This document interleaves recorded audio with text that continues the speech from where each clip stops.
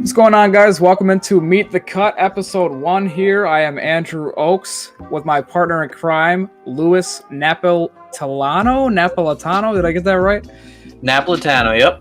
Napolitano. We are presented here by Wisconsin Sports Heroics. They will be the ones that will be featuring our podcast in the future here. Want to give a shout out to them. So obviously, why did we get this podcast started?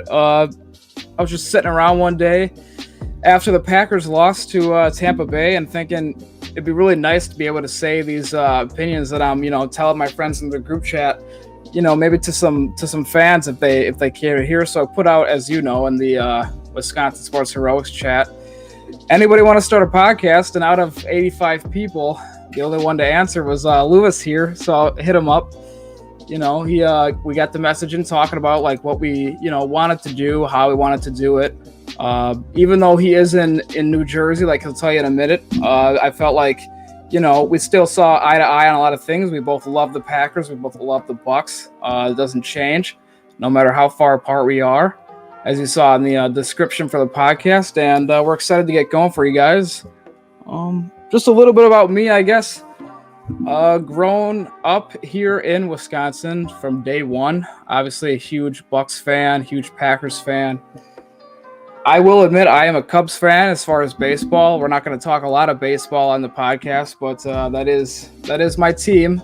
With that said, I do root for the Brewers if it's not the Cubs, just because, they are the hometown team. As far as like what I'm trying to do here in education, I do go to school at UWM as a journalist major. So this is kind of like fits somewhat into what I want to do in the future, journalism, sports broadcasting, all of that stuff. And yeah, I mean, there's not much else to know. I love sports. I'm excited to do this podcast, and we're looking forward to bringing you guys hopefully great podcast episodes every Tuesday, Friday, and every other Sunday. Yeah, so like Andrew said, I live in New Jersey right now. I was born in Green Bay, Wisconsin, so that's where my love for the Packers and the Bucks come from. I went to Quinnipiac University, and I graduated a few years ago with a degree in film, television, and media arts. And I am currently in my first year of my elementary education major at Ramapo College in New Jersey. So I plan to become a teacher, and I would love to do podcasting and script writing and filming all on the side. But if you guys love it, this could take over. Like the goal would kind of be to be like Tom Grossi.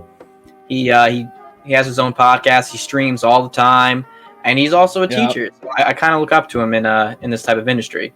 So I'm really excited to hear what you guys have to say about our podcast, and I really look forward to answering any questions you guys have about the Packers and Bucks. Yeah, exactly. Like Louis said, man, hopefully this does turn into kind of like a second job, which we talked about, over text and everything, that this could become like that. And it's been a lot of work to get it started, but it's definitely going to be worth it. And hopefully, as time goes on and, more you guys interact and everything, we'll really hopefully have a great show going. And it's important that you subscribe to the channel and hopefully go over to the Twitter page. That'll be linked in the description of this video, because as you guys know, every single episode, we do a segment at the end called Make the Cut, where we let you guys vote on, what that topic's going to be. So make sure you go to our Twitter page, follow, and yeah, man, we have a lot to talk about. We should get right into it.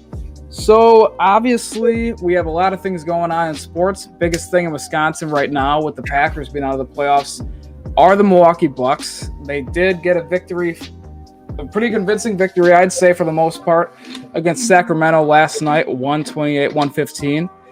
I just kind of want to get your opinion, man, on like what, were your takeaways from the game. And Giannis had a terrific game, as always. What would you give him as, a letter grade for how he did yesterday? Oh, I think Giannis for sure earned himself an A. Like I don't think he did anything wrong. He shot a career-high 24 free throws and made 19 of them, which is good for 79%. And that is way above his career and his season average. And actually, what is looking really good right now is in the month of February, he's shooting 75% from free throw, which is, I think, roughly about league average, which is what a lot of people have been saying, that he needs to hit league average to take himself to the next level, because he's consistently getting to the rim and getting fouled, but he was only shooting like 65%. So you're only gaining about like 1.2 points every time he goes up. And that's not too good, but now you can, at least in February, he can consistently make his shots at the free throw line, which is really going to up his game. And he had 38 points the other night, and then he had 18 rebounds, I think. That's just ridiculous. He was on a triple-double watch in that game. Unfortunately, he didn't make it, but he has been incredible in the month of February and over the past 7 games or so. Even during that losing streak, he was playing fantastic. I think he has averaging 32 points in the last 7 games, and he earned an A grade. I would even say A plus. What about you, Andrew? What do you think? What would you give him? I also went with an A. I did think that, like you said, he was not the problem with the Bucks, even leading up to these past 2 games that we had wins. In that 5-game losing streak, I think it was, after Drew's exit with COVID, I didn't believe that Giannis was the issue. I did think that there was a lot of different things. Coach Bud and the bench not, coming up, and Middleton was kind of playing below what we're used to seeing him play. And like you said, he got to the free throw line 24 times last night. That's like James Harden numbers. If he gets to the line 24 times a game, that's easily going to lead the league in free throws attempted. And what makes it important, though, is that he's hitting those at, 19 out of 24, like you said, was good for 79% at the free throw line, which is huge for him, because he is a guy that drives to the rim almost every single time he has the ball. Obviously, like, as he's progressed and he's gotten better, he has tried to mix in the three-pointer and the mid-range fadeaway and all that, but he still is a take the ball at the top of the key, drive it, one move to the left or right, and maybe a spin move, and oftentimes gets fouled, whether the foul is called or not. And so he's going to be at the line a lot, and you've got to be able to count on him as your top player to hit free throws, especially late in the game. So I think that was huge. As far as the keys to the victory as well, I just think, like I said, Middleton was not playing up to what we know his potential is as a second caliber star to Giannis, as a second fiddle guy, and I believe 2-time All-Star now. He wasn't playing like that. He was averaging below 20 points over the last 8 games. He came in last night, got 32. A solid night for him. I think he hit 4 threes, I believe. Dante DiVincenzo came out of nowhere, hit 16 points. He's been kind of quiet as well. And our guy, Pat Connaughton, as well, with another 12. So anytime you can get that kind of bench production from 2 guys, 28 points, when the league average for bench points is like right in the mid-30s, that's going to bode well for your team. And despite Bud doing everything that he can to sink our team, I think, we did a pretty good job of getting that win. Obviously, it is the Sacramento Kings. I'm not going to act like I don't take too much away from the fact that it's Sacramento or, it's Minnesota tomorrow or whatnot, which we'll get into here in a minute. But yeah, I think Giannis did great. He's counted on to do so many things for this offense, and I don't think that can go, overstated just how much he is counted on. So, but game high plus minus 29, led the entire game. I didn't see many flaws with his performance, and anytime you get 32 from Middleton, which, by the way, the first time Middleton was over 30 in over a month and a half. So last time he was over 30 was January 8th in a loss to Utah. So it's nice to see him get back and hopefully into the flow of things. And, we won the rebound battle as well, which is usually when you win the rebound battle, you get the win. So that's always nice to see. As far as the game tomorrow, though, obviously things do keep chugging along, and we've got a game coming up tomorrow against Minnesota. The Timberwolves are the league's worst record at 7-24. Yep. So again, not a game where you're looking for. It's not a marquee matchup by any stretch.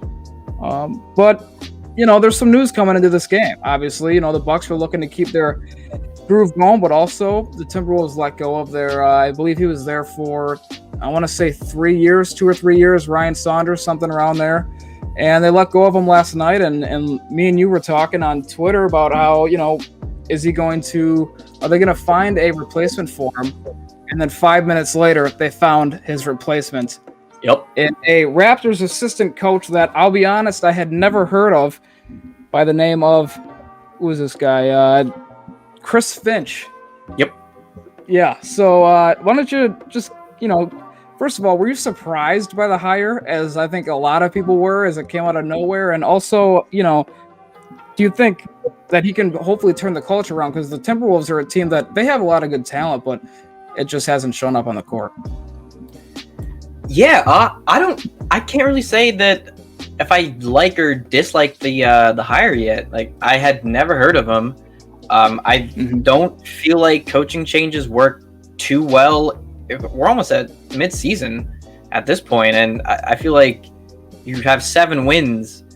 Something does need to change, but how many are you going to win with a brand new head coach? Like, this is Chris Finch's first season as a head coach, and he's thrown into it mid-season on, at best, the 29th best team in the league. I would say it's between the Timberwolves and the Pistons as the 2 worst teams in the league right now, and I don't know what they're expecting him to do. He's been coaching in the NBA since 2011. And the closest thing he has to head coaching experience is he was an associate head coach on the Nuggets in 2016 and the Pelicans from 2017 to 2020. Prior to that, he was coaching in the NBL. That was the British Basketball League, and he played professionally there. So he is a former player, never made it to the NBA, but he still has that player mentality. So he could end up working for them, but I can't see that happening this season at least. And I know the Bucks are favored by 11.5 tomorrow. Probably should be more. I 100% agree. It should be close to 20 plus. Right. Yep. And I know that we are going to get into this, but how hot is Coach Bud's seat regarding the game against the Timberwolves? And this is Finch's first game as a head coach in the NBA, and he's going up against the Milwaukee Bucks. If the Bucks lose to the Timberwolves with a first game head coach, not even first year, first game, the Timberwolves are also missing their best player in Karl Anthony Towns. What do you think? I think Coach Bud's seat is a blazing inferno at that point.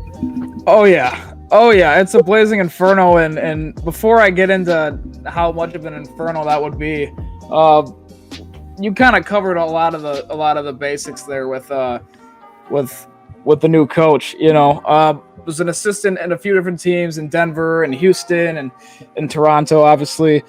I actually found out that, like you said, he not only was he a coach in the British League, but he also coached the national team. So he's got some good overseas coaching experience. I kind of liken it to, if you remember when the Cavaliers hired David Blatt in 2014-15 season when LeBron first got back there. Mm-hmm. Kind of a guy with maybe, a little bit of swag who was highly revered and sought after in Europe, but I'm not sure that it's going to translate to the NBA. We'll have to see.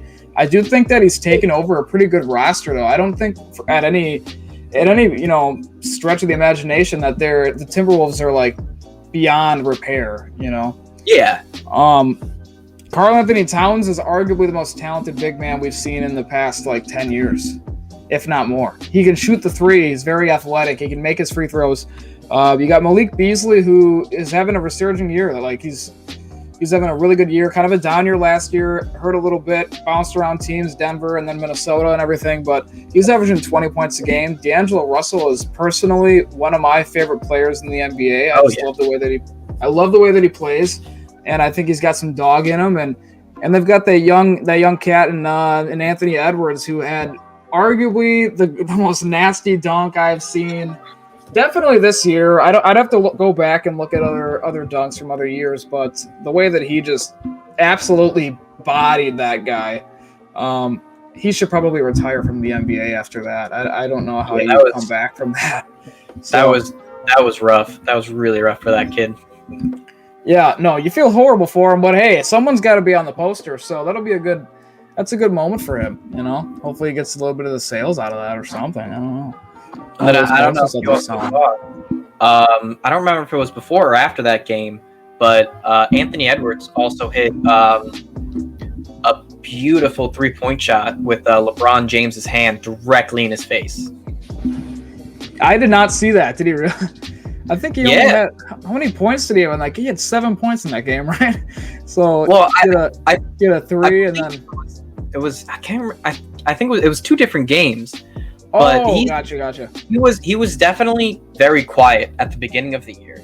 Yep. Like people already like putting the word bust on his name because he was like not playing up to the first overall pick. And first off, 10, 15 games, no off season, no preseason, and you're already calling him a bust, first of all. And then, now he's picking it up. He's playing very well. He's being guarded by LeBron James, and he hits the 3, and then he has that poster.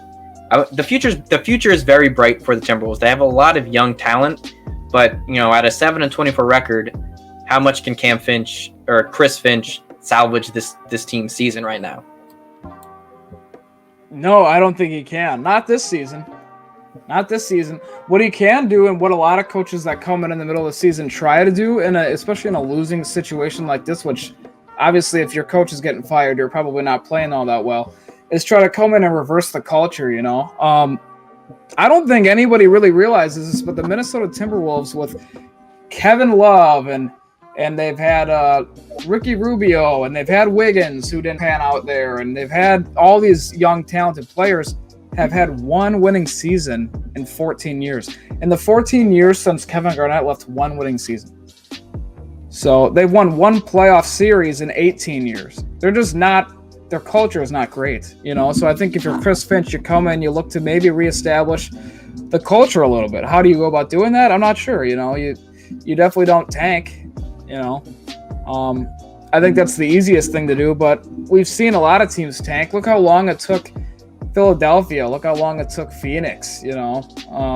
Other teams like that, and we see it not always work in other sports either. So as far as their season goes, though, I don't know how much you can expect out of them this season, especially after they get shellacked by us tomorrow. Let's at least 20 points, at least 20. I hope so. If not, like you said, if we lose tomorrow to a first game head coach, like you said, without their best player playing, then yes, this leads to my next question for you, and we're going to talk about that. How hot should the hot seat be then? Even if we win, still, especially if we lose, how hot is the seat for Coach Bud? Obviously, a lot of those hashtag Fire Bud Bucks accounts that I've been seeing lately. So, what do you think about all that? How hot is it, 1 to 10? I think there are 3 possibilities. So the first one is the Bucks win in a blowout, and I just think Bud's seat just stays the same. Yep. If we win in a blowout, like 20 plus, I think it's probably at like a 6-ish, maybe. Just because, the 5-game losing streak. And then, if we win, it'll be 3 games, but against 0 playoff teams. Like the 3 teams that they would have beaten have not been that good. If it is a close game and the Bucks win, I think it's up to like an 8. Like, you should not be struggling against a first game head coach and the worst record in the league. Yep. What that's saying to me is that you got outcoached by this guy, and it's his first game. And then if they lose, it's a 10. I think if they lose to the Timberwolves. Bud got outcoached by a first-game head coach, and something needs to change. I don't know if that's... I don't think firing Coach Bud this season is the answer. I don't think that would work well. Like, we're still in the playoff race. We're a top 4 seed. Firing a head coach is... I don't think it's going to work. I don't think it would work, and I don't know who else would be a potential hire that could get them over the hump. Anyway, I think it needs to be... They need to look internally and figure out, hey, do we need some of our assistant coaches to start calling plays? But, I think Bud he's done a great job with the team. Like, look at where we were during the Jason Kidd era. I don't think that can be overlooked. I think it's an internal problem that he himself needs to fix, and the other coaches need to help him fix. Firing him is not the answer, but if they lose, his seat's a 10 out of 10. Something needs to change, and I'm curious as to what would change in that situation. I don't know. What do you think? I am at a 5 regardless of what happened. Well, I shouldn't say that. If we win the game like we should, I'm at a 5. If we win the game and it's close, I'm probably still at a 5. If we lose the game, the reason why I go up to an 8 or 9 is because not only is he out-coached by a first-game coach who, unless you're like an avid follower of like, and I consider myself a big follower of the NBA, but unless you're following assistant coaches and coaches in the G League, you didn't know who this guy was probably. And if Coach Bud, a 2-time Coach of the Year winner, is out-coached by a first-time head coach, what that tells me, too, is that your team plays down to competition, which does not bode well for your team in the playoffs. You can't flip the switch. A lot of teams struggle to flip the switch. I think LeBron James teams have done a good job of being able to flip that switch, but that's because LeBron James is the leader of that team, and that's the example that he sets, and it's kind of, he's also the greatest player, in the world, so, in my opinion. So, I think it's different there. I think if we get blown out, let's just say, if we don't show up at all, obviously, I legitimately think he could be fired. I really do, especially if every organization is different. How much do you listen to your fans? And how much do you read the headlines on social media and all of that stuff? Because like I said, there's already so many people calling for his job right now. And what I would say to them is, that's fine. Who is going to replace him, though? You look at some guys that we have on our bench. Darwin Ham is a guy that I think could do a good job, but I don't know what he changes. The philosophy stays the same. He's on the coaching staff already. You know what I mean? Mm-hmm. So I saw a guy, Marquise Johnson, former Buck, I believe that's his name, Marquise Johnson. Yep. Former Milwaukee Buck, obviously a commentator for us and everything like that. So I saw him, but again, I'm not sure you're going to bring in an inexperienced coach to coach Giannis Antetokounmpo, who just re-signed and isn't really looking for an experiment at head coach, and rightfully so. So I think the thing that worries me with Coach Bud is that we've seen this pattern. We've seen this before. He goes to Atlanta and turns that team in from a 38-win team to a 60-win team, and they totally overachieved. They had like 5 All-Stars that year, but they didn't have an actual superstar player. So they get to 60 wins, first seed, and get swept by LeBron James. Obviously, nothing to feel that bad about. I mean, he sweeps a lot of people. Yeah. And then wins Coach of the Year that first year, or the second year there rather. Then they have a few decent seasons there, and then kind of keep getting bounced in the first round, and all that, and then gets let go at the end when Atlanta ends up losing 60 games in his last year there. And we're kind of seeing a similar trend this time. Comes to Milwaukee, we go from a middle of the pack offense towards the bottom half to the top offense in 1 year, in one off season. We go from 109 points to, I believe it was 118 points per game. So he has a positive effect as a coach. I don't have any doubts that he can coach. I doubt his ability to make adjustments.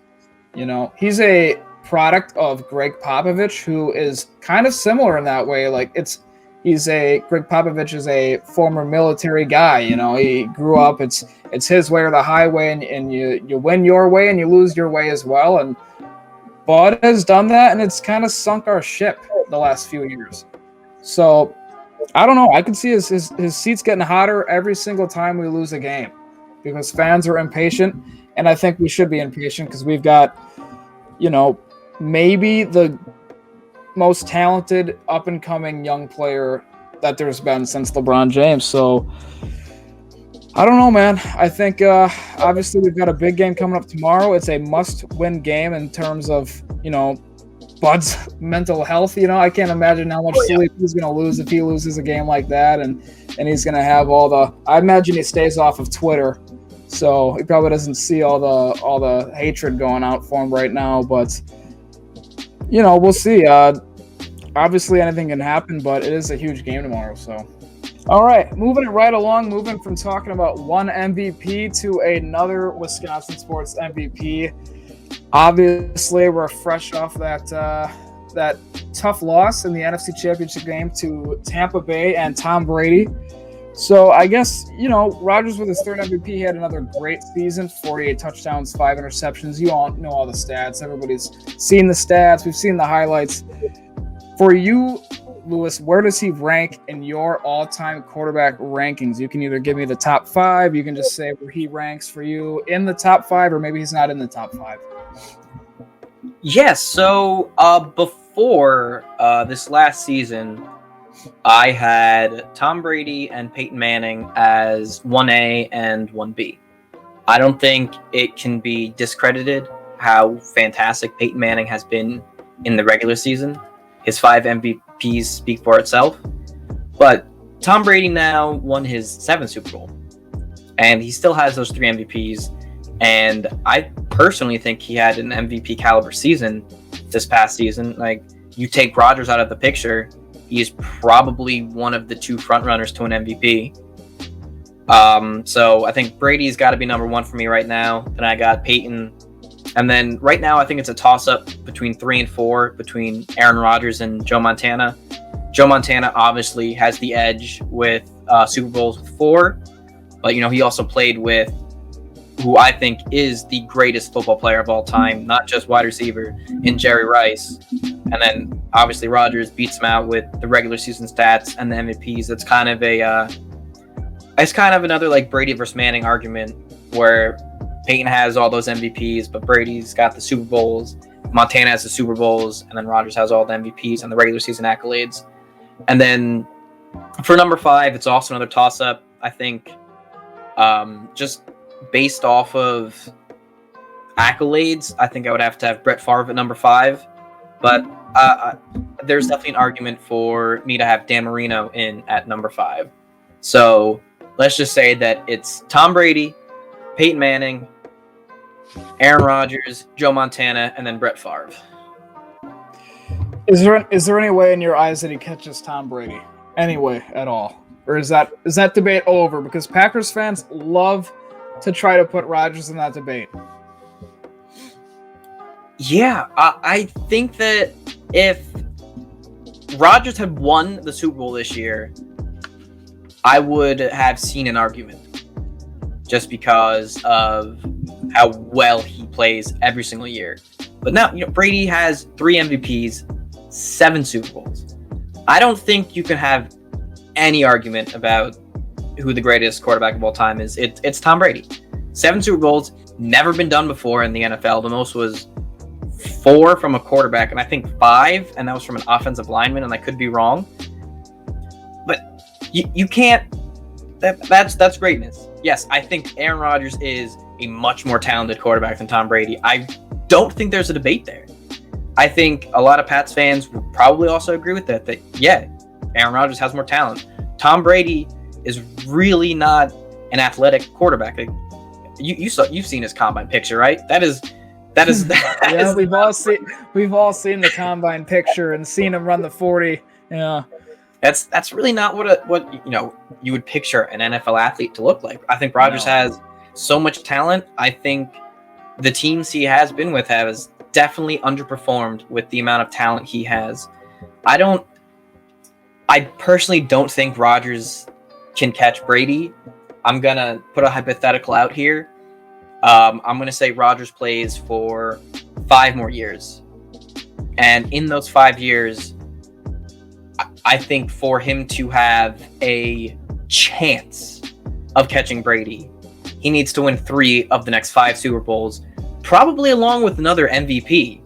And he needs to keep averaging what he averages every year, which is about 4,300 yards and 34 touchdowns, which in of itself is incredible. Like, that's what he averages, and those are career years for, I would say, like 90% of quarterbacks. That's ridiculous. Which he said himself. That this Packers team around him, I can't see winning more than 2 in the next 5 years. And with the way the team as a whole performs in the conference championships, not just Rodgers, because he has had his struggles, but he also has his moments where he plays very well. Yes, he does. I can't see them winning more than 1 in the next 5 years. And even with that, if Rodgers plays 5 more years, how many more years does Brady win? Or how many more years does Brady play? Does he win more Super Bowls? This Bucs team is ready to win. I could see them winning again next year, and I would not be surprised. There's so much talent on that team. And if he continues to play at this level and win more, I don't think anybody can catch Brady at this point. What's your take on that? Yeah, no, I tend to agree. I am going to agree with you, though, that there is a few different scenarios where he can re-enter that conversation. I don't believe he's in the conversation anymore right now. I think he's in the conversation about as much as like Peyton Manning and even Drew Brees. I think they're all kind of in that same second tier slot, and it's everybody looking up at Tom Brady. But to go over my top 5, I will start at number 5, and we will go with the same guy that you had at number 5. And I also could have put Dan Marino in there, but I do have Brett Favre in there. So a guy that played through almost any injury that you can think of. I don't know. I think Eli Manning might have broken his consecutive starts. I don't think so. No? No. I think he would have, but I can't remember who was it? McAdoo? I think he oh yes, yep. He benched Eli to play Geno Smith. Yeah. And then but then Eli came in that game, so it didn't count as a start. I think Eli may have surpassed Favre there, but I think Favre still holds his consecutive start record. Okay, exactly. I mean, I'm glad he does, but that just adds to the legend for me. And 4th all time in passing yards, 4th in touchdowns, 3-time regular season MVP. Obviously, he got us a Super Bowl. Single-handedly put us back on the map. I think I was not alive yet to know how bad we were before he came, from Atlanta, before we traded for him. And he kind of put the franchise on his back, and saved us from being, just a team in the middle of nowhere in Wisconsin with a sub 500 record every year. So I can never forget that. And obviously, we've talked about like that amazing game he had after his father passed in against Oakland, and all sorts of crazy memories that you have of him as growing up, So number 4, a guy who I believe is the greatest to ever put on the green and gold. Obviously, you can go to Bart Starr and the Paul Hornings of the world and everything else, but I do have Aaron Rodgers number 4. Super Bowl winner, 3-time MVP in the league, including having probably the best statistical season we've ever seen in 2011 with his first MVP.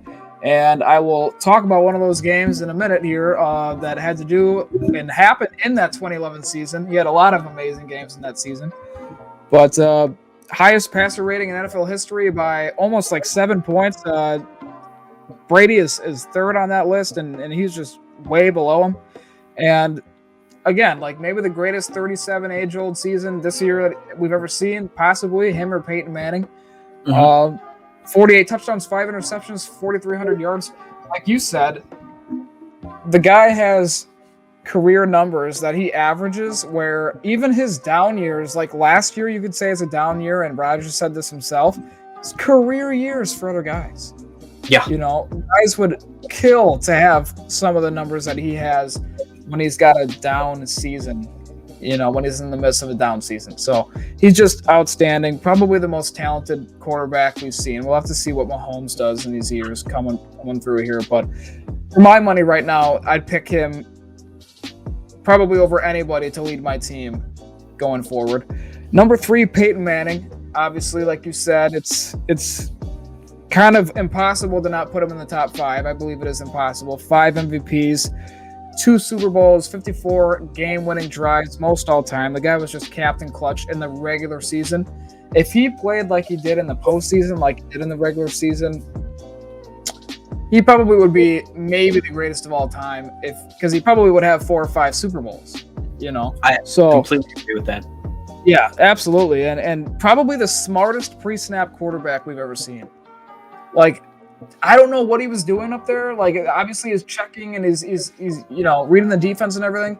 But the way that what I've heard and what I've listened to and the experts say about how he was at the line and opposing defenses and everything, he knew what they were doing when they were doing it better than the defense knew. The guy was just, his IQ was off the charts. Fantastic age 37-year-old season as well. In 2013, in his first year in Denver, 55 touchdowns, 10 interceptions, led the league in passer rating. The only reason why he didn't win MVP that year was because Adrian Peterson had like 2,096 rush yards, but I think he did win the Offensive Player of the Year that year, I believe. Either that or it's flip-flopped. One of the two won one or the other. I'm not sure. Yeah, I think Peterson won MVP in 2012. And then Peyton had his 55 touchdown season 2013. But Peyton's first year as a Bronco, I think he had 30 plus touchdown and was incredible. I think for quarterbacks, I think it was between, in my opinion at least, it was Rodgers and Peyton in 2011. But Adrian Peterson was 7 yards away from breaking the all-time rushing record of the season, which he didn't get because he played the Packers week 17. Oh yeah, yep, and I remember that. Like, just off topic, but I remember like when his last rush, like they were celebrating and everybody was like, "Oh, did he get it? Did he get it?" And he was 7 yards short. And I was so happy because the last thing you want as a Packers fan is for him to break that record against us. Yeah, So I'm glad that didn't happen, but so yeah, just Manning is just excellent. Led the league in QBR 4 times. Like I said, just super high IQ, super clutch in the regular season. And that leads to number 2, Joe Montana. Obviously, you can flip-flop. He does not have like the numbers that jump out at you as like, wow. Like, he does not have the high QBR, the 5,000 yard seasons, the 50-yard touchdown seasons that Manning and Brady and Rodgers have had. But he does have 4 Super Bowl rings. He did lead the league in passer rating twice, 3 Super Bowl MVPs. Like you said, he did play with arguably the greatest talent to ever walk on the football field in Jerry Rice. I do liken that to, I think every great quarterback has had a fantastic receiver at some point. Brady had Moss, Manning had Marvin Harrison, and Reggie was it Reggie Wayne? Yep. And Dallas Clark and all that. And Rodgers had a pretty good cast himself. Jordy Nelson and Greg Jennings and Jermichael Finley and all those guys. So, and James Jones, Donald Driver. So number 1, obviously you said there's no real debate here. Tom Brady, 7 rings, his 10 Super Bowl appearances, 7-3 in those Super Bowls, second all time in passing yards. Leads the league now all time in touchdowns after the postseason. Just flawless record. Crazy 25-point comeback on 28-3 against Atlanta in the Super Bowl. I had turned the game off. I thought it was over. I went back to it. All of a sudden, it's a game. And then next thing you know, they're winning the game. It's just unreal. Mr. Clutch, 48 game-winning drives. Just an outstanding 43 years old. Like you said, had a season this year where if you take Rodgers out of it, he's in that top 3 discussion for MVP. So can't really debate there, but I do think Rodgers, if he has, another great couple of seasons, and if Brady, let's just say, retires anytime ever, like it doesn't seem like he's ever going to retire, but he's still winning Super Bowls, so why should he? And like you said, Tampa's probably going to still be right there next year. But we'll see. Obviously, Rodgers has to play really well. He's got a lot of guys returning. Hopefully, we can re-sign a lot of those guys. We'll talk more about that later on in the week. And he's capable of having those great seasons and having those huge games when we need him to. And that kind of leads us into our next segment here about Aaron Rodgers. And we're going to go over our top 5 Aaron Rodgers games that we have ever witnessed personally in our lifetime here. From Aaron Rodgers, and we're going to go over 2 an episode, and we're going to save the last one for, by itself. Let's start at number 5. What do you got for number 5? I'm excited to see if we match up at all here. Yeah, so number 5 was actually, that was the year where I first got into Packer football. Like, really into it. Like, I watched the games, but I was never really, I wouldn't consider myself a diehard fan until that particular year. And it was his first playoff game. So it was the 2009 season, wild card round, January 10th, 2010. Unfortunately, the Packers would go on to lose that game 51-45. Oh, yeah. I know this game. Well, for starters, Aaron Rodgers put up 45 points in his first ever playoff game. That's ridiculous. Yeah. Now, the game started off terribly for the Packers. Their first 2 drives ended in turnovers. Rodgers threw a pick on like the second or third play, and the Cardinals scored. Then the next drive, Donald Driver fumbled, Cardinals scored again. By the end of the first quarter, it was 17-0. That's a pretty big deficit. Then following the first 2 drives of the Packers, punt, missed field goal. But, yep. Then it's the next 7 Packers drives, all ended in scores. 0 points on the first 4 drives, 45 in the next 7. 5 straight touchdown drives to end the game. Incredible. The score was 31-10 at halftime. 21 points he had to overcome. He did it. The defense was one of the best in the league that year, but they gave up 45 points still to the 11th ranked offense in points scored. So, granted, a lot of, 2 of those points were from, or 2 of those touchdowns were from turnovers by the offense, but Rodgers came back. That was huge.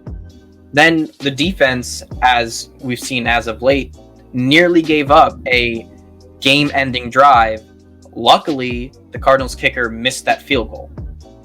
With like 10 seconds left, he missed a 34-yard field goal, and the game went to overtime. Yep. And we all know what happened then. It was the missed face mask call that ended in a strip sack return for a touchdown. And that was the last time Rodgers ever touched the ball in overtime in the playoffs. And every single OT game he's been in the playoffs, if my memory serves me correct, he has lost. I think he's 0-3, 0-4 maybe. But just his stats in that game were ridiculous. He single-handedly, in my opinion, put the team on his back. 423 yards, 4 touchdowns, 1 pick, 121.4 passer rating, along with the rushing touchdown. And he was sacked 5 times. Meanwhile, we look at Kurt Warner. He had 379 yards, 5 touchdowns, and a 151.1 passer rating, and was sacked once. He was barely touched. The offensive lines played a pretty big part in that. If you see Rodgers getting knocked over that much, the Packers' O-lines have been pretty good as of late. Like, I would say in the past 10 years, probably one of the better in the league, despite, allowing 50 sacks in 2 seasons, I believe. But that was the first playoff game where I was a diehard fan for the Packers. And it was a heartbreaker. And, we won the Super Bowl the next year. And then never went back. So I guess that first playoff man, don't touch on the heartstrings too much now. Come on. I guess that first playoff game was kind of a inauguration as a Packers fan. You see all these beautiful plays by Rodgers, all the end in heartbreak. Been 10 plus years since then, hasn't really changed. Nope. Besides 1 year, like you said. Yeah. Mm-hmm. Yep. I'll go number 5 then right now. Number 5 for me, we're going to take you back to the Super Bowl year, actually, at the start of what I would consider the start of the run towards the Super Bowl. December 26th, 2010, Packers-Giants, Week 16. We are going to play the Giants at home here, and at this point, we're just fighting for our playoff lives. Like, we know we're not getting home field advantage. We know we're not going to be a top seed. We're just trying to get in as a 6th seed, which obviously everybody knows we did. And Rodgers, like you said, just put on a virtuoso performance. The guy was just insane. I don't know. This is just what he did back then, like in the playoffs. He's still okay now, but he was amazing in this game. 25 of 37, 404 yards, 4 touchdowns, no interceptions, no turnovers that game, 93.5 QBR. Like I said, this game was huge in terms of getting us to that Super Bowl charge, and we ended up going on a 6-game win streak, including the playoffs after this game. Starts the game out with an 80-yard bomb to Jordy Nelson right away. Like, right away, first drive, gets the tone set. As our defense usually does in the playoffs, especially post-Super Bowl, they gave up points. Right before you know it, the game's tied again. And to Rodgers' credit, didn't freeze up. Very next drive after the Giants tied it on an 85-yard touchdown pass to Manningham, Rodgers comes back, leads us on a long drive. We score a touchdown, and after that, we scored on 3 straight touchdowns. Like you said, we scored, 7 straight touchdown drives or 7 straight drives scoring? Yeah, 7 straight scoring drives, 5 straight touchdown drives. That's incredible. All in the second half, I believe. All in the second half. All in the second half. Yeah. Exactly. And that's what he did in this game, too. 3 straight touchdown drives when we needed it the most, and the Giants, I believe, had, I think, a better record than us at this time, because they also finished 10-6. So it's not like we were supposed to win that game necessarily. So Rodgers came in clutch when we needed him, and like I said, just such a huge game. Like, if that game doesn't happen, we fall to 8-7. We missed the playoffs because we had to get into the playoffs in our last game, win that game just to get in. So none of that happens. The best memory that you've got up to that point then is that 51-45 loss to Arizona. And we're probably still talking about never having a Super Bowl since, was it 98 or 97 with Brett Favre or something like that?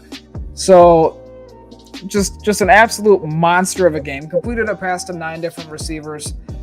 Just came, and that's kind of what Rodgers was doing back then when he had had that crew of receivers. He was always doing things like that, and to do it in the playoffs, or not the playoffs, but a big game that has playoff implications on the biggest stage, it's clutch, man. It's big time, and unfortunately, we haven't been able to, break through. But he's had some good performances, and it was hard to pick, but that's number 5 for me. Let's go to number 4.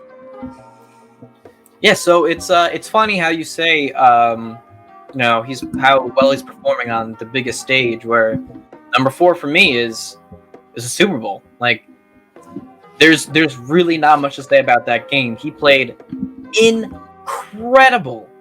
304 yards, 3 touchdowns, Super Bowl MVP. Now, all of that is fantastic, but to put it even over the top, it was against the league's best defense on the biggest stage, and he torched them. He torched that team. Yep. And for me personally, that win was even sweeter because one of my really good friends is a Steelers fan. So we had a rivalry going for the 2 weeks from the conference championship games all the way to the Super Bowl. So I got to come in the next day in high school and brag to him that the Packers beat the Steelers. Yeah, no, man. It's hard to beat that. If his numbers were jumping off the screen at you, I think there's no question that'd be number one, right? I mean, like you said, doesn't get bigger than the Super Bowl. I remember that game. I remember exactly where I watched that game. Terrific performance, man. Really hard to nitpick something wrong that he did that game. Everything worked. Our defense played excellent. He played excellent. Another game where he played excellent, number 4 for me, Christmas Day, a day that Aaron Rodgers played Santa Claus for all Packers fans, okay? We're talking about Christmas Day 2011 against the Chicago Bears. Everybody knows the biggest rival, and that's why it is number 4, because anytime you do something great against them, I was brought up and raised to hate the Chicago Bears. I do hate the Chicago Bears. Even when they suck, I still hate them, and it's probably never going to change. Nobody likes losing to them in Green Bay. And this was during Rodgers' MVP season, his first MVP season in 2011. The year that we started out, I think 12-0, 11-0, 12-0 before we lost to Kansas City, which broke my heart, by the way. I was so upset. And I still remember watching that at my grandma's house, and I just didn't want to talk. I was just so mad because, like, we should have beat that team. Oh, but they were so bad. They were not good. Yeah, and their running back, I forget his name, but he just tortured us. Was it Jamal Charles at that point? It might have been, yeah. And it was just like reminiscent of San Francisco last year in the playoffs. It was just like he ran all over us, rough shot. That was back when they had, what's his name? They had that, not Dontari Poe, a really good rusher off the edge who just tormented us all game. But nonetheless, 2011 Christmas Day, Aaron Rodgers, again, like just one game of many that you can pick out of that 2011 season. Like, I remember that season like it was yesterday. We were rolling teams. I mean, we were just destroying people. Like, it was almost not fair. Our offense had just clicked. We won the Super Bowl. Everybody, it's kind of like the next year after a Super Bowl where instead of the Super Bowl hangover, some teams, like, everything clicks and it's like they just know exactly who they are and what they're doing and everything as a team. And that's what happened with us. And this game was huge because it helped us lock up that first seed and let Rodgers sit for the last game and get healthy, stay healthy, which some people you can argue is maybe not a good thing to sit, but, you know, if the option's there, it's always nice to have, I guess. And like I said, an early Christmas present for all of us Packer fans, man. 283 yards, 5 touchdowns, which, by the way, was his first career 5-touchdown game. Not the last, but the first. Almost a perfect passer rating at 142.7. Again, I guess this is what he did back that 3 straight touchdown drives after Chicago cut our lead to 4 points. We just raced him after that. Like, we just 3 straight touchdown drives, game was over. It pretty much sealed up the MVP discussion. Like you said, I think you said what? Manning was in there as well that year, maybe, or 2011. Is that the year that he? I really don't think anyone else was in that discussion. 2011 might have been the year that Manning was out for the entire year before he went to Denver. Yeah, I think so. Yeah. I don't remember anyone even being close. I'm pretty sure Rodgers had at least 48, 49 of the MVP votes. I don't think it was unanimous. I think it was incredibly close. So I don't think anybody was close to MVP besides him that year. Yeah, no, you're probably right. I mean, when you look at the numbers of what he put up that year, it's just insane. Led the league in QBR, 48 touchdowns or 46 touchdowns and I think 6 picks, something like along those lines, or 5 interceptions rather. I think it was 45 and 6. 45 and 6. 15 games. And 15 games, yeah, exactly. I mean, just unreal stuff, man. I mean, and the fact that he did it again like 9-10 years later this past season is just insane. Obviously, that's number 4 for me. Could have gone with so many other ones. We'll have 3 more coming down the line, obviously, which we'll talk about in coming episodes. But all I'll say about that to wrap up the Packers and Aaron Rodgers is, as Packers fans, man, we are so blessed and lucky to have him, because we could have been stuck with the Trubiskys of the world, or, you know, guys like that, or even Jay Cutlers of the world. Jay Cutlers of the world. Yes, I missed that guy. He was such a great player for us. You know, just giving us interceptions 3 to 4 a game. And it's cool that he sat out in that NFC Championship game too and let the backup play while he sat on the sideline and rode the bike. So I was pretty happy about that. He played worse. I think the backup quarterback played better than he was. Well, yeah, and we weren't ready for that backup either. There's no game plan for that guy. You don't expect your starter to sit on the bike all game instead of play. I mean, that was great. I just remember seeing him like just riding the bike, but that's who Jay Cutler was, that's why we loved him. So, you knew he was never going to come through in the biggest games. So, but with that said, we will transition now to our final segment.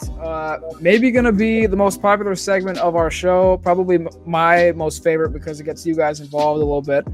The Make the Cut segment, where we talk about what made the cut via you guys, the fans on Twitter. We put out a poll, I believe it was 2 days ago now, what should make the cut. We had a few options on there. Deshaun Watson trade rumors. Who do we feel is the most exciting NBA team to watch? Our NBA MVP ranking board or Carson Wentz? You guys went with Deshaun Watson, so we are going to discuss Deshaun Watson trade. And the question I have for you then, Lewis, is obviously the Texans have said publicly that they're not looking to trade him. They're not looking to send him anywhere. They like what they have there, as they should. But realistically speaking, they're going to have to trade him. I think he wants to be gone, and you can't keep an unhappy guy, especially not the leader of your franchise, there for too long. Where do you feel is the best fit for Watson moving forward then? So I know that there were a lot of reports coming out that Watson really liked the Jets and the coaching staff. Yep. But, if I'm Deshaun Watson, I'm leaving the Texans because I want to go to a winning team. And yeah, exactly. Yeah. The Jets are they have good pieces. I think Denzel Mims is a budding star. Quentin Williams is very good. But they're not ready to compete. They're not a quarterback away. They need a whole O-line. They need some more help on the defense. If I'm Deshaun Watson, I can't justify going to the Jets.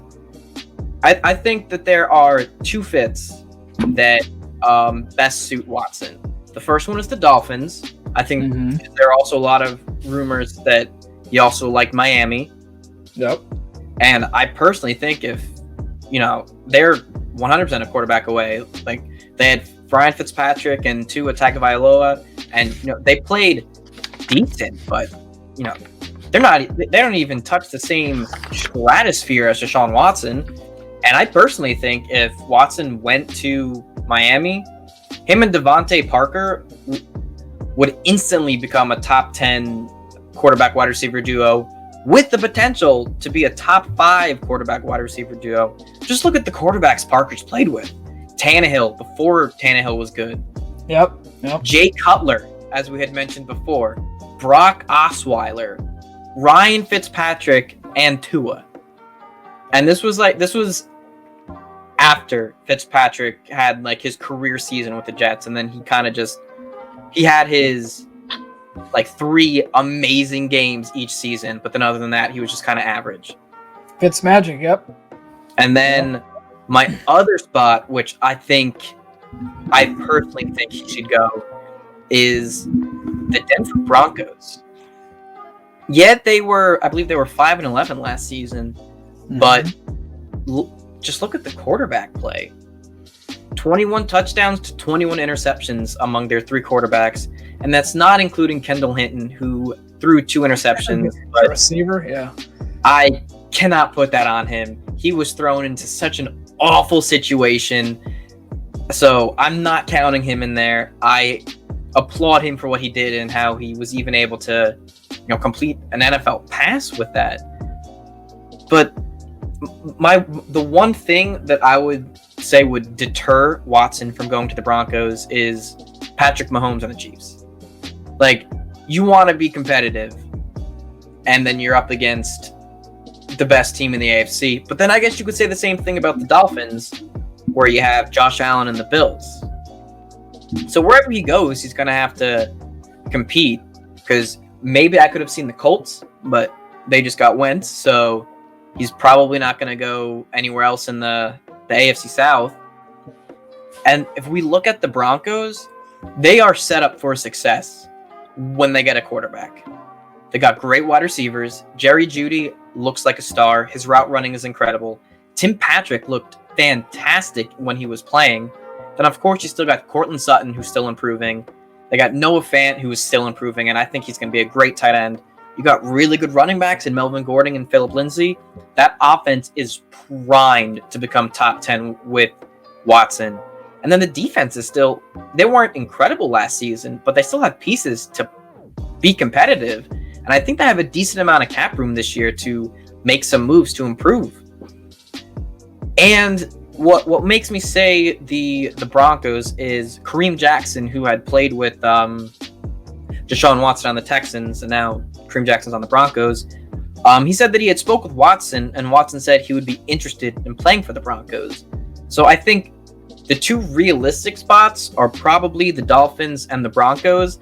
I think if he goes to the Jets, he's gonna put up numbers. They have good wide receivers for him with Jamison Crowder and Denzel Mims, but he's not gonna win anything. You got to go to a team that's primed and ready to compete with the addition of you. So my two places where I think you should go are Miami and Denver. How about you, Andrew? Yeah, I'm of the same mindset as you. You don't go from one dysfunctional organization in Houston to another dumpster fire of an organization in the Jets. You know, you just don't do that if you're Deshaun Watson. You're way too talented to be wasting away the prime of your years in a place like New York for the Jets. Yes, like you said, they have talent. They have good talent at the wide receiver spot. I do not believe that they are going to be able to improve that offensive line in one offseason nearly enough to make it good enough for Watson to be behind. I just don't think. And then we're looking at him pretty much being in the same exact situation that he wasn't in Houston, where he's getting sacked over and over. And that's why we see some of those awesome highlight plays from Watson, is because he's on the run like a madman from almost the point he drops back to the, a second from the point that he snaps the ball. So it's just not ideal. I wouldn't go to New York. I would stay in that division. I think the best fit for him is Miami. I do like your Denver possibility a lot. I saw that on ESPN not too long ago that Denver was a team looking at him. Like you said, he has said that he'd be interested in playing there. I did not know that, but that is interesting to know. Denver does have a lot of talent on the defensive side. I don't think you can look too much into their defense, because I think what's happened there is similar to what's happened in Chicago, where the defense gets a little bit disheartened when they know their offense can't, hold up their end of the bargain. Mm-hmm. Like, look how good Chicago's defense was the year that they went 12-4. They had pretty much the same team the next year, and their defense was pretty bad compared to where they were the year before, because their offense was just awful. And you can only ask your defense to do too much. So I do think Denver is a great option. I do love Jerry Jeudy as a receiver over there. I do love Melvin Gordon, obviously, a guy that went to Wisconsin, got a second chance in Denver after being with the Chargers. Another somewhat dysfunctional organization. And Phillip Lindsay is just a great third down back. So I definitely like the weapons there. I do like Noah Fant. I think their offensive line could use improvement, but I do think it's doable. But I would like to see him in Miami. I think for a few reasons. Some are on the field things, some are off the field things. I'll be honest. Deshaun Watson is a great talent. He's a great name. I'd love to see him in Miami, in South Beach, with the sun, the Miami life. I think it'd just be a great thing. I think they've got a great coach in Brian Flores from all accounts. Everybody says great things about him. I don't know much about him, but what I do know is that he went there and they went from being in the top 5 of the draft to almost making the playoffs if a couple games went a different way. So in a tough division with Buffalo, and the Patriots aren't great like they used to be, but they're still a viable team. They're not, some bottom of the barrel team, I wouldn't say, as long as they're healthy. So, and they did have a lot of guys out with COVID. So that division will look a little bit different next year. I love what Miami has as far as, the pieces around them. They have Devontae Parker, who is a tall, young, talented receiver. right away. They could always add talent, which I think they will need to because they had a lot of guys hurt last year in that position. I do like Jaceki at running back. I do like their offensive line, I think, is much improved over the last few years through the draft, through trades and free agency and whatever. Their defense was upper to middle of the pack, so their defense could use improvement, but it's young and it's improving. And they have guys like Xavier Howard and other guys like that who are really young and really talented. And I think if you put a Watson on that team, they go from a team with Tua where you're not sure exactly what you're going to get. They were sitting Tua in big games last year for Fitzmagic, so how can Miami move forward with Tua thinking that that's their guy? I don't believe that they think that that's their guy. I don't think they know that. I would lean to say that they don't think he is the guy. So I think there's interest on both sides. I'd love to see Watson in Miami. Like you said, if I'm Watson, I don't want to play Mahomes twice a year. I don't really want to play Oakland twice a year either because I think Oakland is an up-and-coming team. They had a really hot start and cooled off. I don't want to play Justin Herbert twice a year either. I think he's another great young talent, and if they get some guys on the defensive end, they're going to be a really good team. So I think Miami is the choice for Watson, and if I'm him, I'm telling Houston straight up, trade me to Miami. I think that's where I think he should go. Great weather, great pieces around him, great coach, organization, operates pretty well. We've never heard any dumpster fire stories out of Miami. Besides that one time that corner quit in the middle of the game a few years ago. I don't know if do you remember that? I forget when he retired mid-game after they were getting blown out. Yeah, was that Vontae Davis? It was some cornerback. It was. Yep. Retires in the middle of the game. So besides that, you hear good things coming out of Miami right now. So I think that's a spot for him. I'd like to see him end up. I don't want to see him in San Francisco. I think that'd be unfair. Yeah, that would be kind of gross. So how good do you think the Dolphins could be if they get Watson and Miami seems to be one of the bigger players to land Aaron Jones? If they get Watson and Aaron Jones, wow. Could they take the AFC throne, you think? That's some star power right there. AFC throne. They can take the AFC East throne for sure. I think Buffalo is going to take a step back. They had an amazing season. Like, everything went well for them. They didn't have a lot of injuries. Josh Allen had the greatest progression from one year to another that we've maybe ever seen. Like, and who could have seen this coming? Like, I thought he was a running quarterback. I really did. Like, I think a lot of people thought this guy's a runner who can game manage through the air if he has to. And then he turns into a top 3 passer in the NFL overnight, seemingly. And still has that run game. And still has the run game and a lot of weapons around him. So, but in terms of Miami, I mean, if you add an Aaron Jones, which I don't want to see that happen. I like Aaron Jones. I want him to stay in Green Bay, obviously. I think he's a little underrated amongst Packer fans from what I see. I think even though running backs have proven to be interchangeable, I think Aaron Jones does bring a lot of intangibles to the table that maybe not a lot of running backs do. Mm-hmm. But if they add Aaron Jones, they get Deshaun Watson, they add a piece or two as far as weapons goes, maybe a tight end, maybe another wide receiver, and improve that defense and the offensive line. I could see them going 11-5, 12-4. We've seen Watson get to the playoffs. I mean, heck, he had an amazing year last year, put up 33 touchdowns with name one receiver outside of Kenny Stills, and Will Fuller's always hurt. So Randall Cobb, yeah. I mean, what is he, 33 years old now or whatever? So, and then Kiki Kuti, who has looked really good when he's played, but I think he's been pretty injured the last couple of years too.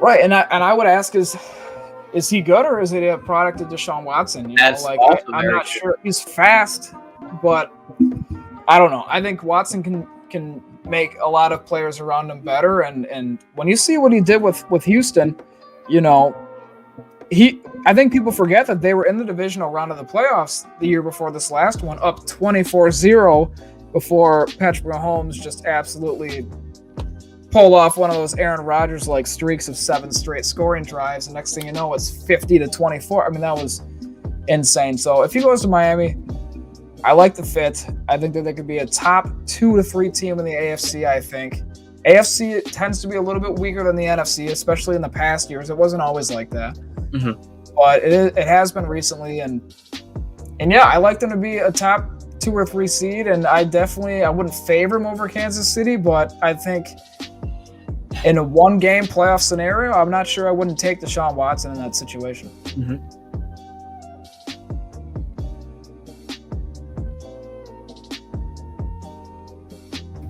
What do you think? Yeah, no, I totally agree. I think Watson and Mahomes, that would be part 2, would be incredible to watch. And on the Dolphins, you would be on a much better team than I think the Texans were in 2019. Dolphins have that defense is gonna improve. I think Xavier Howard has the potential to lock down Tyreek Hill, and I think if they could get pressure, as we saw in the Super Bowl, Mahomes is gonna get uncomfortable, not gonna be able to find his guys, and if Hill can't get open, he's locked down. It's just Kelsey, and I think Kelsey can carry games, but if you're against Deshaun Watson, you're gonna have to rely on more than one offensive piece. Yeah, and we saw what happens to Mahomes, any quarterback, if they don't have protection. I think Miami's got a pretty good up front 4, so, and on the back end, they got Byron Jones too from Dallas too. So he's another. I think he's a slot corner, but he's fast and he plays bigger than he is. So I definitely like the fit there. I think that Miami could be players for the Super Bowl next year if they're able to pick them up, and we'll see. I mean, Houston says they don't want to trade him, but they say that now. Let's see what they say closer to the draft. So, oh yeah, we could see a lot of moves and a lot of trades come draft time. Definitely. Before we wrap up here, I don't want to forget this. We've got a shout out to do. I almost forgot. We do. Guys, I almost forgot to do this. He will be on the show on Friday, recording on Thursday, uploading on Friday. He is I believe the co-site creator at Wisconsin Sports Heroics. Again, the website that is featuring our podcast here. And by the way, go check their website out at wisportsheroics.com. Great articles. Lewis writes for them. I've written for them. Bucks, Packers, Badgers, fishing articles, outdoor sports, Brewers, obviously, all sorts of different articles. And definitely go check them out. But we ran a poll before the game yesterday about, or not a poll rather, but asking asking people to predict Giannis' score total for the game against Sacramento, and we said we would shout out the winner if they got the number correct. And Robin Adams, who is the site creator, did actually get that number correct at 38. And what a cool little way kind of to introduce him a little bit before he comes on Friday. So wanted to give that shout out to him. Kind of funny how that works, Oh yeah. I was laughing about it with him over Twitter. Like, what are the odds? Like you were saying, what was it like? Out of 70 points. Realistically, I would say Giannis could score from up to 70 points. I would say realistically, and we had like 6-7 guesses. So the odds were definitely not in his favor, but it gave us the perfect setup for our next episode, and I'm really excited to have him on it. Yeah, no, I can't wait, man. I've seen him. He's been on a few other podcasts of some buddies of mine, and obviously anytime you get to talk to, have guests on it. We're going to have a lot of guests on. We've got a lot of guests lined up. Me and you kind of have to go over the schedule, getting them on and everything like that. Yep. It'll all be about just kind of lining up schedules there. But unless you've got anything else, man, that'll pretty much do it for us here. Obviously, like I said, we'll be back every Tuesday, Friday, and every other Sunday. And just make sure to like and subscribe to the channel and go follow that Twitter, because that's where we do those polls, and that's how you can have your voice heard. And what makes the cut is going to be hopefully a big segment. We're hoping that you guys enjoy that and being able to get your input into that, and subscribe and stay tuned, because you never want to miss what makes the cut.